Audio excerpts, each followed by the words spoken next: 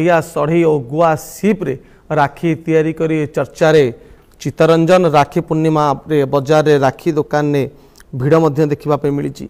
यही राखी दुकान मानक विभिन्न प्रकार राखी मिलूची हेले आज आम आपन को देखाइबू नड़िया सढ़ई और गुआ सीप्रे तैयारी राखी।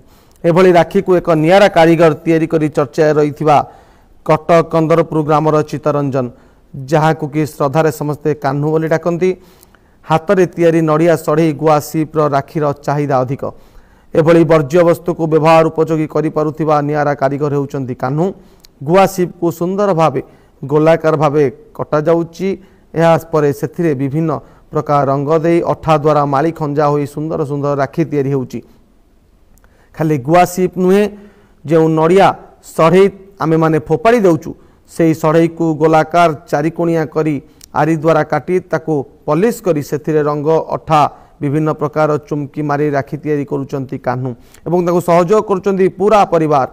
एथर एभली एक राखी तैयारी करिचंती जहा रक्षाबंधन ने हाथ में बांधिबा परे चाबरिंग करि परिबे। कान्हू को कहवा कथा मंदिर एवं रोड रु सढ़ई आनिबा सहित गुआ सीप को विभिन्न लोकंक बाड़ी रु आनंती ताको पॉलिश करिबा विभिन्न आकृति निजे करती। यापर रंग माली सूता भरवा सहित पैकिंग करिबारे स्त्री झील सहयोग करती। 30 टंकार नहीं 60 टंका पर्यंत राखी कोटी को भुवनेश्वर बालेश्वर कटक बेपारी माने नहीं